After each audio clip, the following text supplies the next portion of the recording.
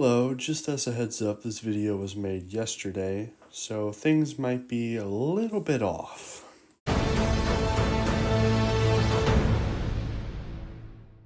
I said I was done talking about the MCU, but I have to do it again. I really have to. Because, oh my gosh, this Fantastic Four trailer looks terrible. I do not like this trailer. So, for context, there was a whole event that happened like an hour ago from where I live, and they were revealing the new trailer for the Fantastic Four movie that's going to be connected to the MCU. And it might be worse than I actually thought it was going to be. Like, it is bad. Now, yes, there are some nice things about it, but my gosh, it's bad. I already had a problem with a Marvel movie in the MCU that took place in the 60s. Now, yes, I know that's when the original Fantastic Four source material started. Was in the 60s. I am aware. That's about how long Marvel has been around, which would make Marvel 63 years old. So yeah, a big time gap has passed since 1961. I am aware that there was supposed to be a Fantastic Four movie that was supposed to take place in the 60s before Disney had acquired the rights of Century Fox, but it ended up not happening, and we got the movies that we got instead, which I actually like those movies. I watched both of them, the original two Fantastic Four movies in the early 2000s, and I enjoyed them. Yes, even Rise of the Silver Surfer, even though there were a lot of problems with it, and I'll even say there's even problems with the first Fantastic Four movie.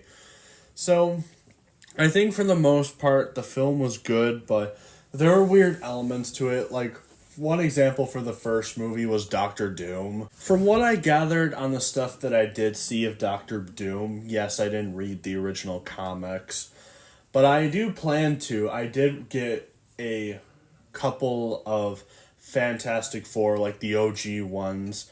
I got a whole pack. That's like a graphic novel. It's like some of the old comics, but they're like mushed together in one book. I think I have like volume 2 or volume 3, so I have to get volume 1. But I would really love to know what the original Fantastic Four was like. But continuing on with Doctor Doom has always been depicted as a man in a metal suit, kind of similar to Iron Man, but at the same time also differing from Iron Man, having a cape and being evil, obviously. And I found it weird when I eventually watched the first Fantastic Four movie, because I watched it after I watched Deadpool and Wolverine. I'm like, wait, that's what they did for Doctor Doom? I always found it as a weird plot choice, but in general, the Doctor Doom was fine. It's just, I found it strange how they decided to do it. And yes, I'm gonna say it. And yeah, I'm gonna say it. I'm going to like the OG Doctor Doom from the original movies more than Robert Downey Jr.'s version, because that is a cash cow that's going to suck people in, unfortunately, and probably convince the normies who gave up on the MCU to go like, oh, this isn't as bad as I thought it was going to be. The MCU Phase 4, 5, and 6 are amazing because of Doctor Doom.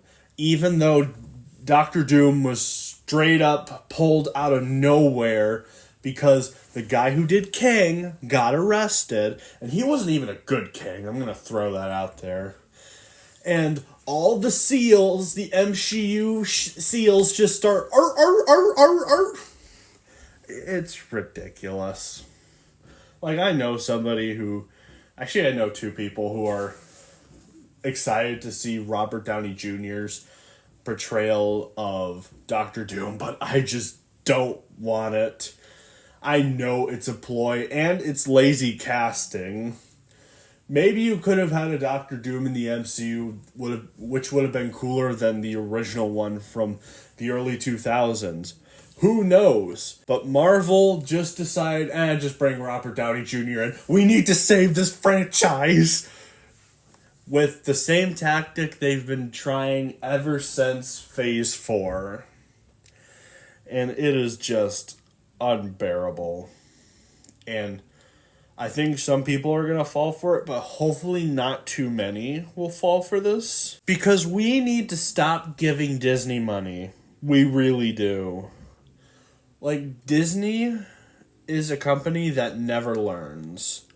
They're still technically pushing this agenda with other films. Yes, maybe you could say, oh, but the new Spider-Man show isn't entirely woke. Now, yes, this is kind of true.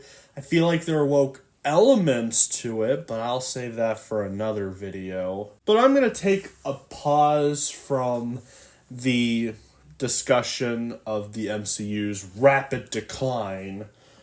I'm going to take a break from that for a bit, because you're probably going like, oh, come on, this guy's already been on for 6 minutes. I want to know his thoughts on the trailer. And the trailer is not good. The trailer opens up with the Fantastic Four hideout, where we get to see Reed Richards and Sue Storm showing off their house to this one guy. I don't know what this guy is doing, but he's doing something. I'm guessing it's like a house tour. Now I'm going to comment on the actors themselves. So let's start with the one everyone who's been around on my channel for a while will know, or has talked to me outside of my channel will know. Pedro Pascal is a terrible Reed Richards. It's an opinion that, even if it was controversial or not, I still stick with. But he absolutely looks nothing like Reed Richards. He doesn't. Not even the old version of Reed Richards he looks like. He doesn't. Now, the funny thing is, I remember some videos complaining about how the Reed Richards, or the guy they had for Reed Richards in the original 2000s films, looked absolutely nothing like him. But then there's some people on that side, like half of it, not all of it. There are some smart ones who say it. There is a side, and it's mostly the shows, they're like, oh, Pedro Pascal, I'm okay with that. Which pisses me off. Because, again, he looks nothing like Reed Richards at all.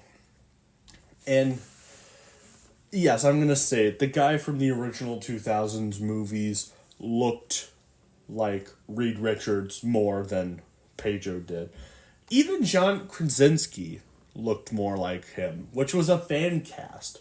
Now, I figured they would bring him back for the Fantastic Four movie, because they finally brought a fan cast that people wanted.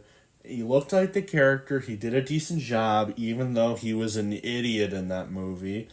For the smartest man alive, he was an idiot. But then proceeds to reveal his plan like a complete idiot and gets turned to string cheese. No, I'm not kidding. That actually happened. But continuing on, then let's move on to Sue Storm's actress, which Sue Storm is played by Vanessa Kirby. I'll admit, she's not bad. She might be a decent Storm. Granted, I think she might be a total girl boss at the end, because we can't have a modern MCU/Disney movie without a girl boss in it. So, yeah, I expect that to happen. I would actually give Disney lots of credit if that didn't happen, but this is Disney. They're not that smart. So they're showing him around, and then we get a Marvel Studios logo that looks very 60-ish. Now, I'll get into the issues that I have with this film taking place in the 60s. Don't you worry. I'm going to probably have some comic fans pissed off, and that's fair. But I'll explain why I feel this way. So, we get to the studio logo, and we get to see the Fantastic Four building. I'll admit, this actually looks pretty cool to see in live action. It's definitely not like the towers in the 2000 films. I do like that. We get to see the robot that the Fantastic Four have, Herbie, which Herbie is cooking, and we get to see the Thing. Now, I am gonna say this, like, design-wise, the Thing looks fine. There are a few nitpicks people have, like, he's too short, but for the most part, people are okay with this. I'm gonna have another controversial opinion. The design is fine, but man, he looks cheap. Like, for a Marvel movie, he looks cheap. He does not look realistic at all. Something is off about it.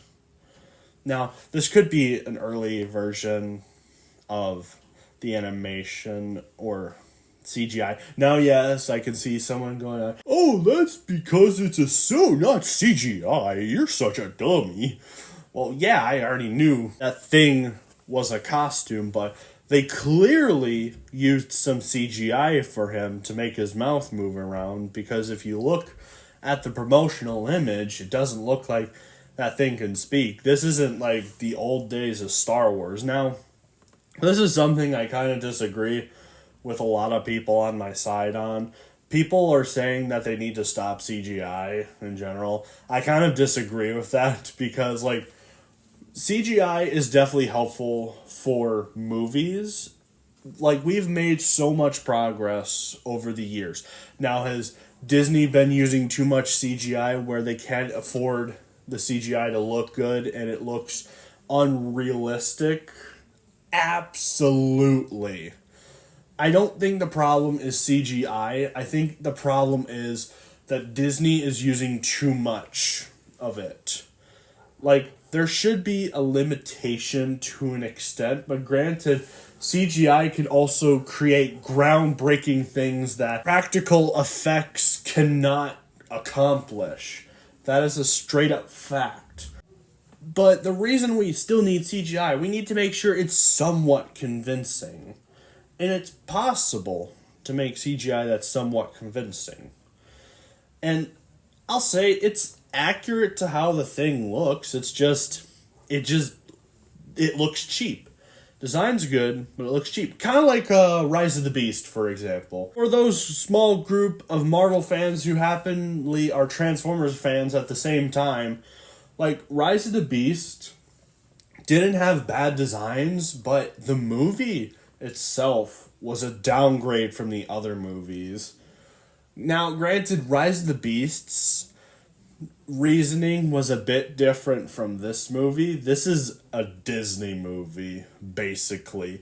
They're gonna have the budget to afford these things. Even with the rapid decline of stock, every single movie and show they released flops in the box office or ratings. It hurts their wallets, but they still have enough where they could make more convincing movies.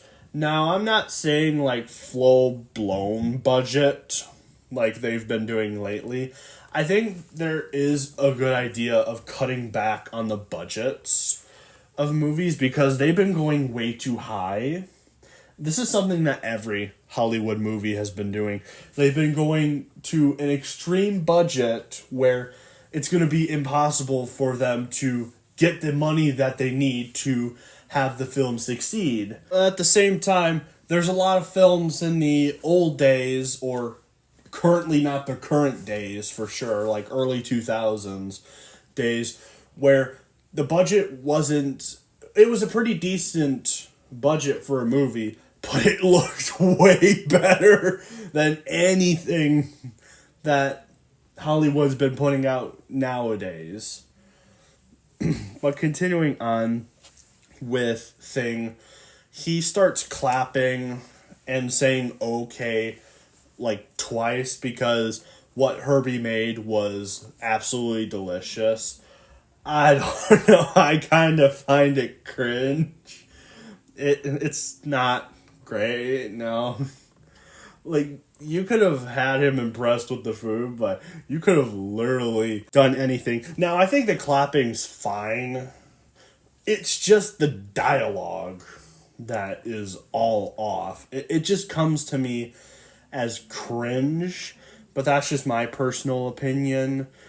And Reed and Sue are smiling at this, and Thing is adding some extra spice into the meal. Not because it's bad, just to give it some more flavor, as he says in the trailer. You get to see this cool chalkboard come out of the house. Now, I would be saying, like, for 60s logic, that doesn't make any sense, but I also keep in mind Reed Richards is the smartest man alive, so I can see it working for this advanced technology to be in this movie, as even though it's a 60s film, and the 60s didn't have a lot of great technology. Like, their technology back in the day was not like the technology we have. But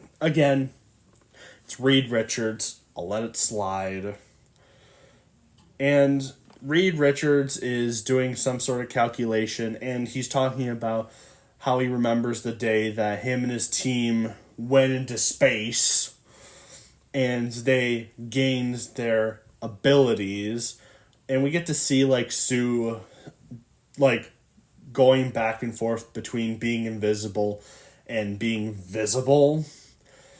And then we get some dialogue about the Thing, which the Thing is walking an alleyway where he sees a bunch of TVs, and it's like referencing their heroic, or their exploration, I should say, to space, where we get to see his previous self before he became the Thing, which is a very nice scene. I like that. There is a similar scene in the 2000s version, but I like to see the, like, show don't tell. It's like literally himself before he was mutated into a rock monster, basically.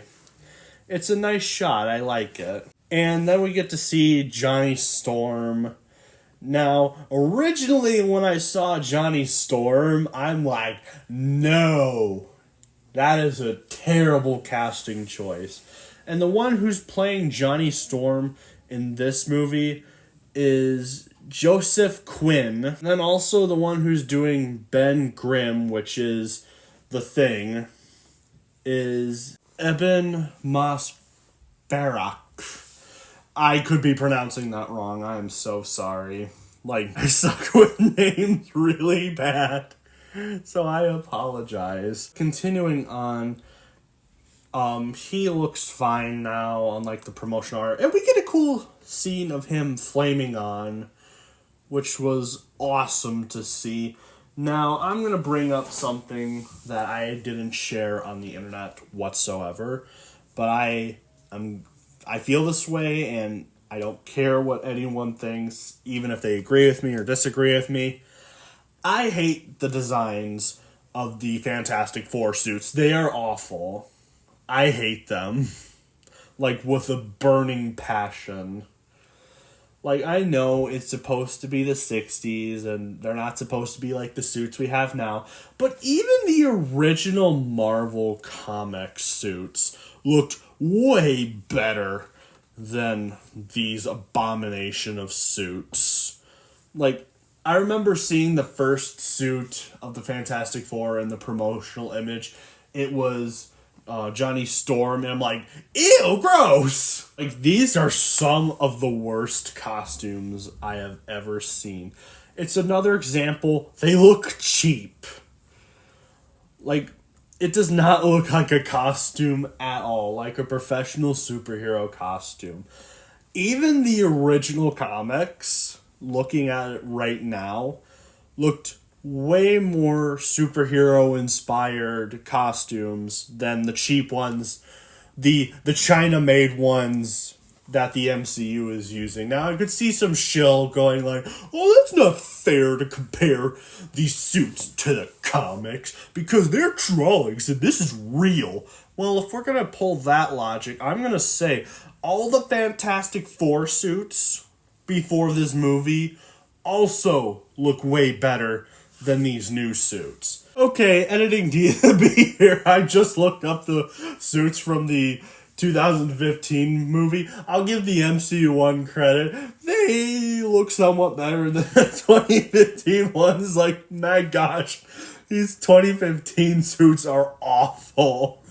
It doesn't even have the iconic four. Now, I know in the 2015 version, it's not like radiation that gives them their powers. It's the suits themselves, which when my brother told me that, I'm like, are you serious? Which I found that dumb. I like the radiation or the solar thing that every adaptation besides this one in 2015 did. And I'll give the MCU one credit. It's actually going with that storyline. That's what I prefer out of the stories. But man, these suits are awful. What were they thinking? I was gonna say that these suits look better than that suit. No, they're bad. But continuing on, we get to see this moment after Johnny Storm becomes Human Torch with Thing and Sue Storm, and they appear to have like a moment, which is nice to see. I'll give credit where it's due. And then we get to see Sue Storm entering Johnny Storm's room, and she makes the comment, "Johnny is being Johnny," and he's like, "What's up?" Which was kind of funny. I'll give it credit. And then we get to see the Human Torch going into the sky like he did before, but he's entering space. Then we get to see some cool action from Sue Storm with her force fields. And then we get, surprisingly, a kiss between Reed and Sue Storm. Now, this could be a hint of it actually being a good movie. I doubt it. Like, I still think she could be a girl boss regardless. Like, just because a girl kisses a man doesn't mean that's not going to be woke. That's not the case. Because all we know, Pedro Pascal's version of Reed Richards could be a giant simp, all we know. And Reed loves to empower Sue, and that's why she kisses him, because he's such a great beta male. So, it's nice to see a heterosexual relationship, but I doubt that Sue Storm is not going to be a girl boss. I still think she is. So, yeah, that's stuff's not going to work with me.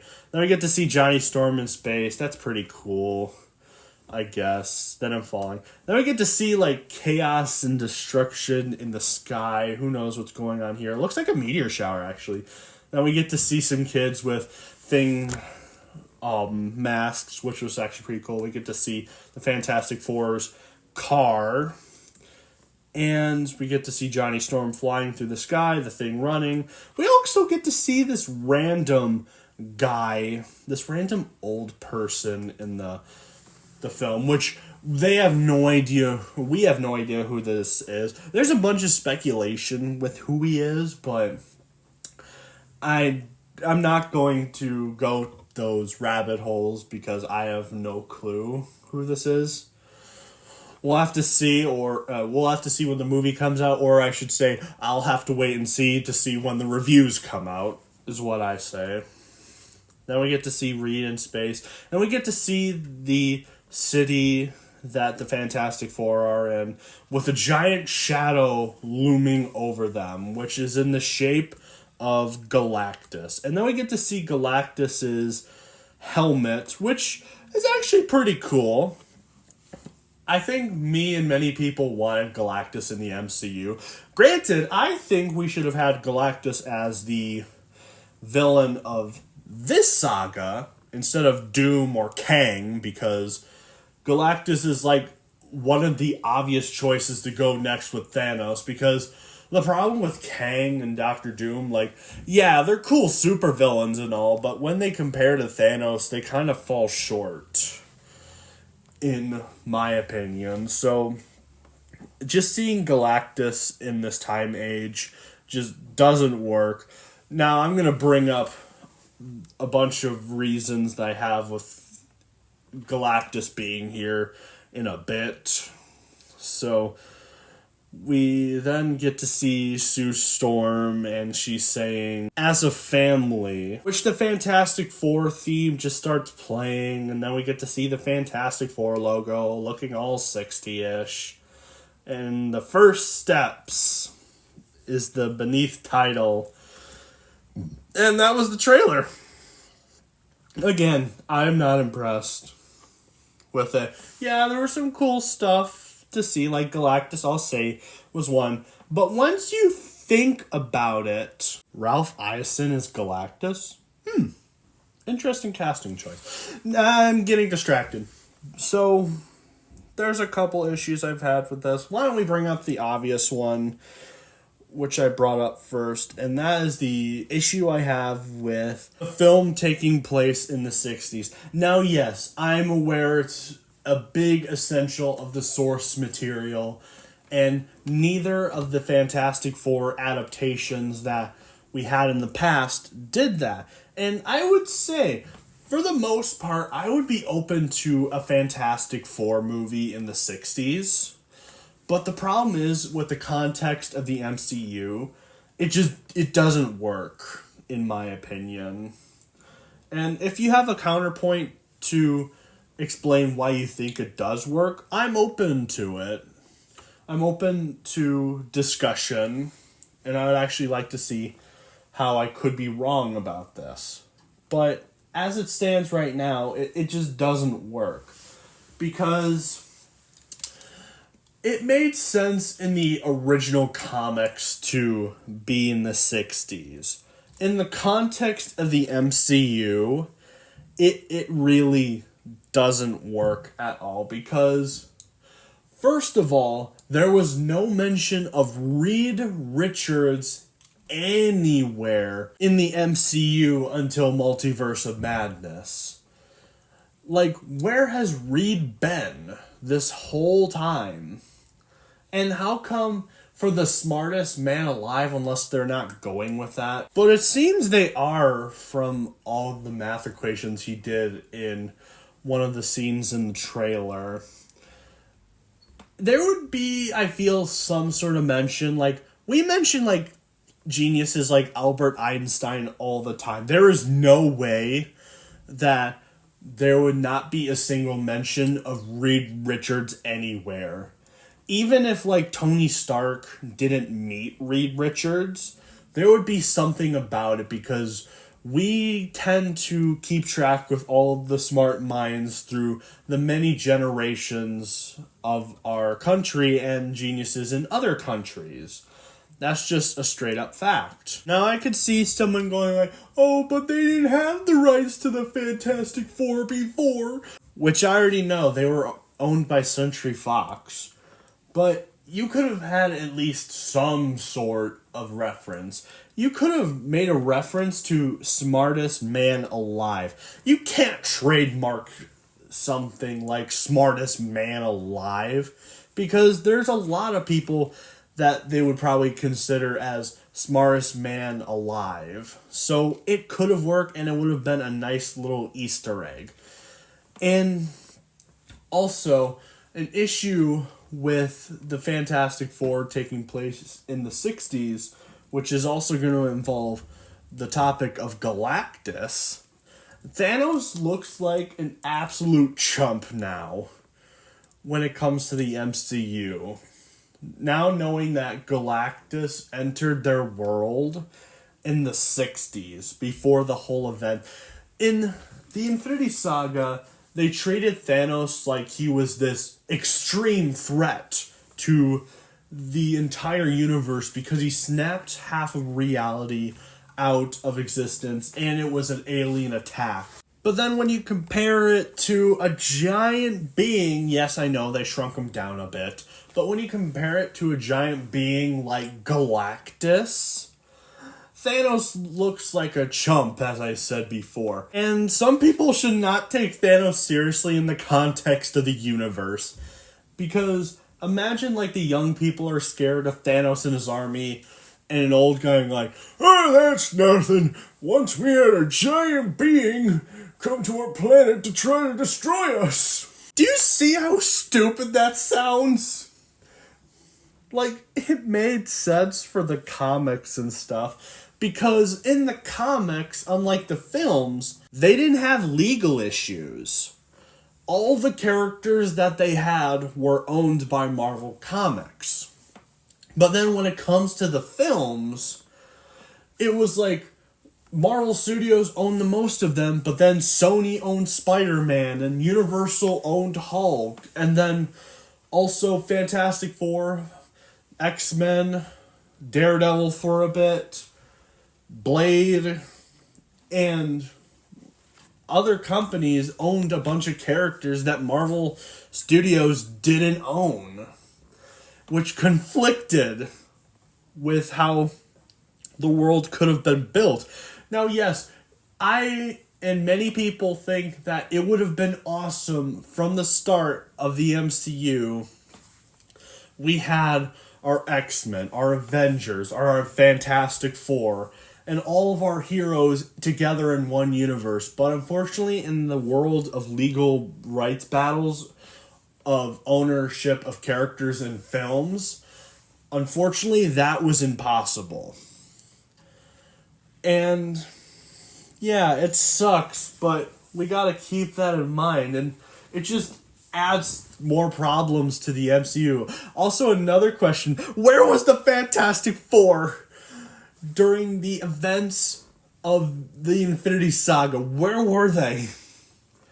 Like, they have to come up with a really good excuse to make it not seem stupid. Do you remember when the Eternals trailer came out? And the trailer's like, where were you when Thanos was snapped half the world out of existence? And they were like, we were forced to. Which is just a stupid excuse for them not to be there. Because, answer, they weren't there to begin with. Disney just pulled them out of nowhere to get more characters and didn't come up with a great enough explanation of where they were this entire time. This is so unbelievably stupid. Like, when you create a prequel, you have to keep up with your continuity. Like, it's cool to have a film that takes place before the Infinity Saga. That's awesome. But if you don't structure your story well enough, it kind of creates plot holes in your stories.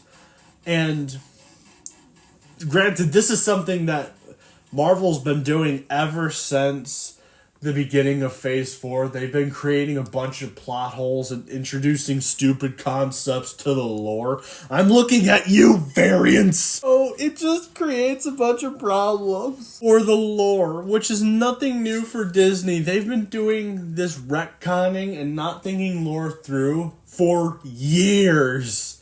Even if it's Star Wars, even if it's the MCU, or even if it's Lightyear, they've been doing this for years. And the shills are just going, oh cool, we get what we wanted, it looks like your childhood.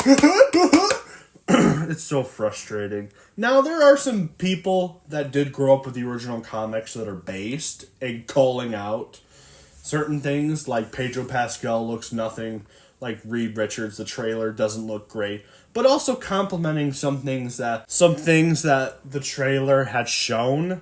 I'll give those people credit, but at the same time, I feel like there's more to criticize in the context of the MCU universe. It just makes no sense to have a film take place in the 60s for the Fantastic Four in the MCU context. In my opinion, which brings up another point, Reed Richards in this time age would be too old to be a superhero.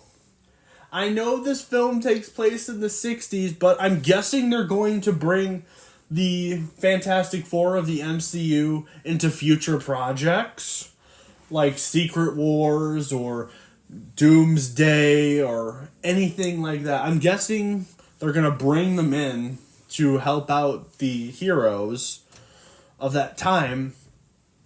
Now, there could be something to keep them young that they might do in the film. I don't know.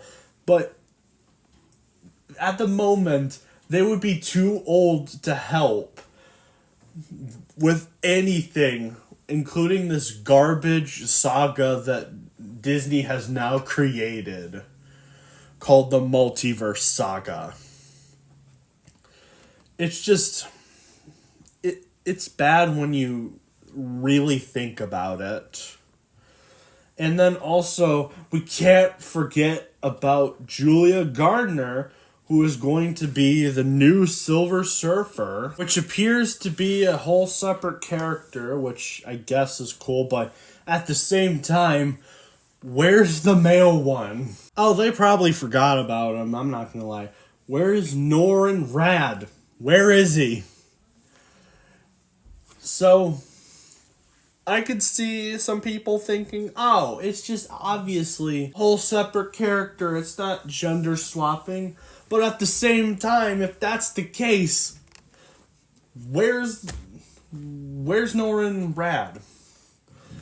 I remember seeing the article a while back that we are going to get a female Silver Surfer. And me and other people justifiably were against this. And I'm still against this. Because I think people would rather see Norrin Rad than the version we're getting. And even if it's a separate character from the male Silver Surfer, that doesn't mean that they brought her in just because of the character. They brought her in for diversity purpose because this is what they always do. And I'm sick of people defending this.